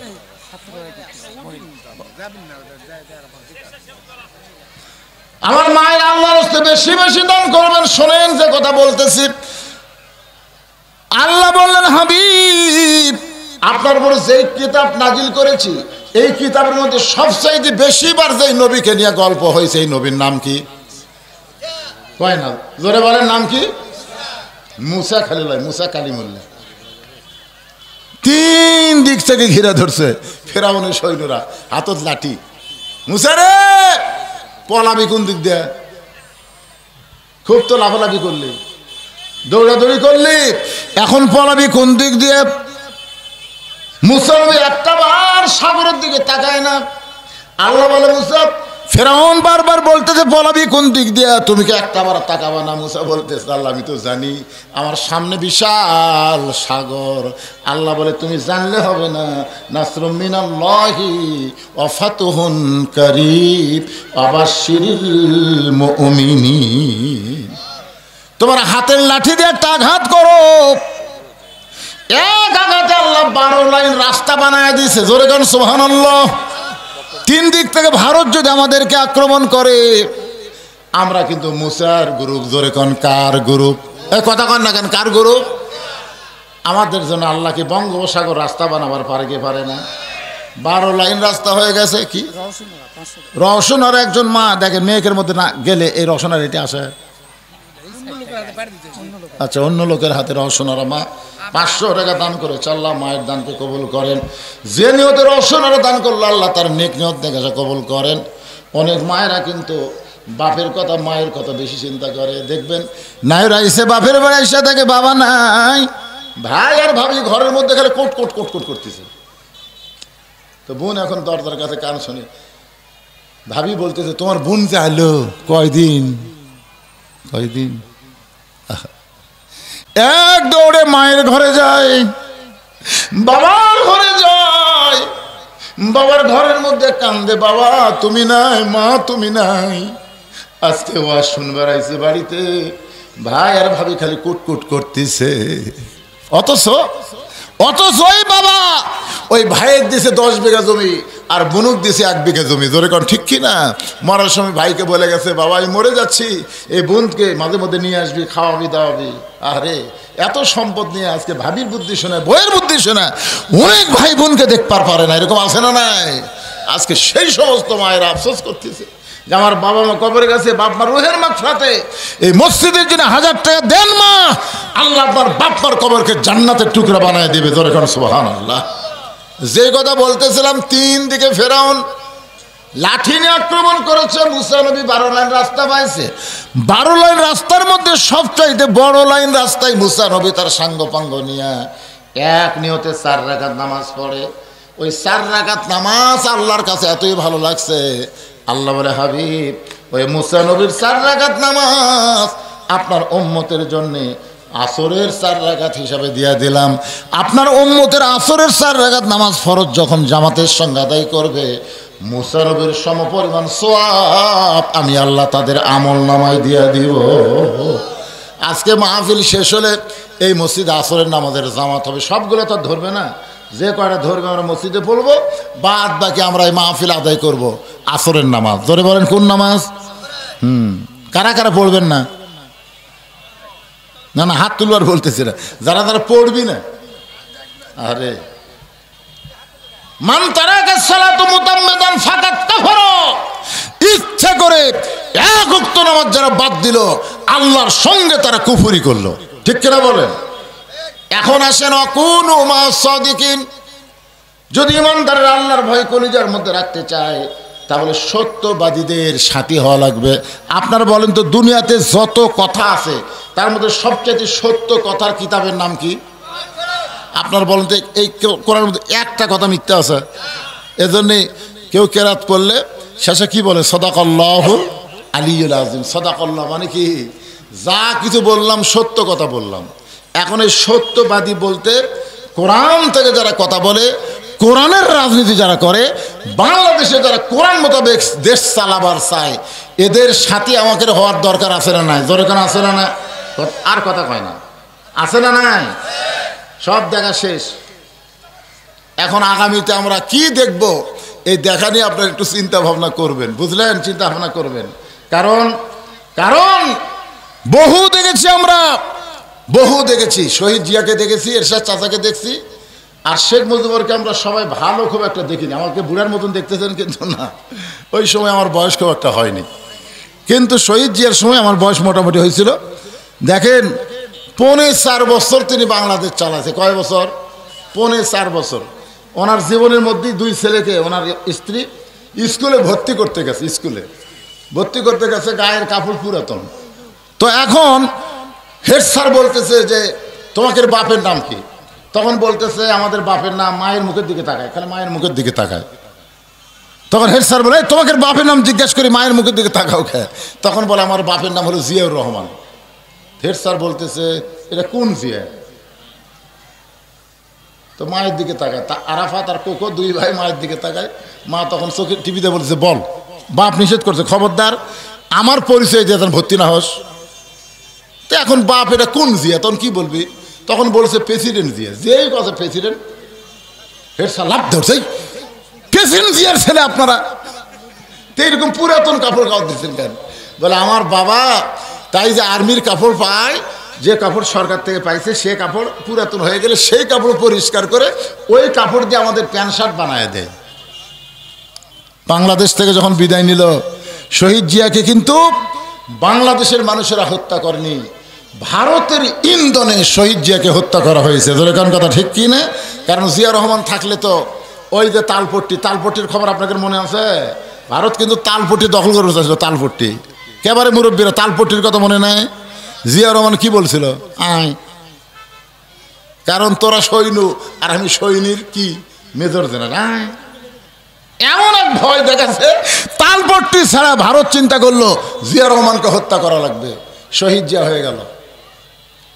শহীদ জিয়ার বাংলাদেশ, তিতুমিরের বাংলাদেশ, রহম করো আল্লাহ।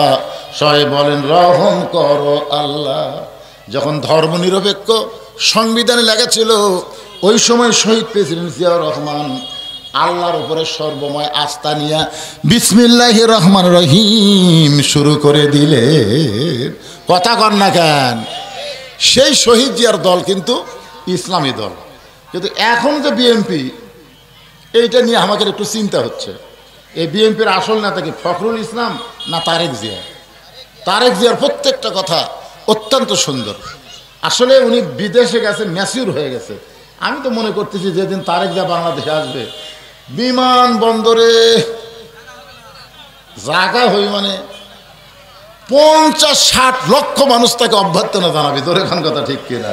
কিন্তু এই ফকা আলমগীর যেদিন ছাত্রলীগ নিষিদ্ধ করা হলো, সেদিন সাংবাদিক যা বললো ছাত্রলীগ যে নিষিদ্ধ, আপনার বলেন তো ছাত্রলীগ কি মানুষ না গুন্ডা? কতক্ষণ মানুষ না গুন্ডা? এরা পুলিশের পোশাক পরে মানুষ হত্যা করছে। জোরে কর কথা ঠিক কিনা? সব তদন্ত করে ছাত্রলীগকে নিষিদ্ধ করা হলো, আর বিএনপির মহাসচিব বলতেছে আমরা নিষিদ্ধের পক্ষে না। মাথা থাকে। তারপর ইসকন হিন্দুদের একটা উগ্রবাদী গ্রুপ, যারা বাংলাদেশের সব মসজিদ ভাঙ্গা মন্দির বানাবার চায়।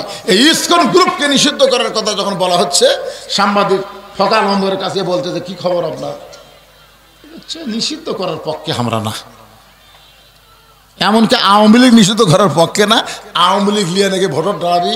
তাই আমার মাঝে মধ্যে মনে হয় এই যে ওবায়দুল কাদের বলতেছিল না, পালায় যাব না, যদি যায় ফখরুল, তার মানে ওবায়দুল আর ফখরুল মানে তলে তলে এক আছে। ধরে কথা কর না কেন ভাই? তাই বিএনপিকে আমি বলবো তারেক জিয়ার নেতৃত্বে শহীদ জিয়ার আদর্শ নিয়ে এই বাংলাদেশকে নতুন ভাবে গড়া লাগবে। জোরে কোন কথা ঠিক কিনা বলেন? আমার এক ভাই এখানে বসে আছে, ভাই কথা ঠিক কিনা? এ ফকা মোকা চলবি না। এই শালারা আগে নাস্তিক দল করতো। ফখরুল আলমগীর আমি জীবনে পড়া দেখছি, ওই ছাত্র জীবনে নাস্তিক ছিল, নাস্তিক, বুঝলেন? সেখান থেকে এখন বিএনপির কর্ণধার হচ্ছে। এগুলো চলবি না, মাজা ভাঙ্গা। তারেক জিয়াকে ফিরে আনতে হবে। এগুলো কেস একদিন ওঠে না, আমি তো সেটা চিন্তা করি। একটাও কেস না, সবগুলো ভুয়া কেস। এই যে খালেদা জিয়ার বিরুদ্ধে যেগুলো কেস করেছিল, একটাও কেস, সব ভুয়া, অন্যায়। তারেক জিয়ার বিরুদ্ধে যত কেস করা হয়েছে একটাও কেস না, সব হলো ভুয়া কেস। শহীদ জিয়ার বাংলাদেশ আল্লাহ যেন আমাদের গড়ার তৌফিক দেয়। জোরে কোন আমিন। আল্লাহর কোরআন দিয়ে আমাদের বাংলাদেশ যেন করতে পারি। সবাই বলে আল্লাহুম্মা আমিন। আল্লাহর একজন বান্দা 1 বস্তা সিমেন্টের জন্য 600 টাকা দান করেছে। আল্লাহ তার দানকে কবুল করেন। আল্লাহ যে নিয়তে দান করেছে, আল্লাহ নেক নিয়ত, নেক আশাকে আল্লাহ আপনি পুরা করে দেন। সকলে এই যারা পিছনে আছেন সবাই সামনের দিকে আসেন, উঠে আসেন। যারা গেছে চলে গেছে, আদায় করলে মানুষ থাকে। আপনি ওয়াজ শোনেন সারাদিন, লোক লড়বি না। এর উদ্দেশ্যই হলো মসজিদের উন্নয়ন কল্পে। তো ফাঁকে ফাঁকে একটু মসজিদের কথা বলা লাগবে না? কি কয় টাকা দিলেন যার কারণে মাহফিল ভাঙ্গে সব চলে গেলেন? আসেন সামনের দিকে আসেন, ইস্তেগফার দোয়া করবো আমি। আস্তাগফিরুল্লাহ রব্বি মিন কুল্লি জামবি ওয়া তুবু ইলাই, আস্তাগফিরুল্লাহ রব্বি মিন কুল্লি জামবি ওয়া তুবু ইলাই, লা হাওলা ওয়ালা কুওয়াতা ইল্লা বিল্লাহিল আলিয়্যিল আযীম। আগামীর বাংলাদেশ ভালো মানুষের দেশ, সৎ লোকের দেশ, সুর বাটপারকে আর আমরা সংসদে পাঠাবার চাই। যারাই যাবে আল্লাহর কোরআনকে বুকে নিয়ে তারা যেন সংসদে যায়, এই আশাটা করে আমরা আল্লাহর দরবারে দোয়া করব। আল্লাহুম্মা আমিন। আল্লাহুম্মা আনতাস সালাম ওয়া মিনকাস সালাম, তাবারাকতা ইয়া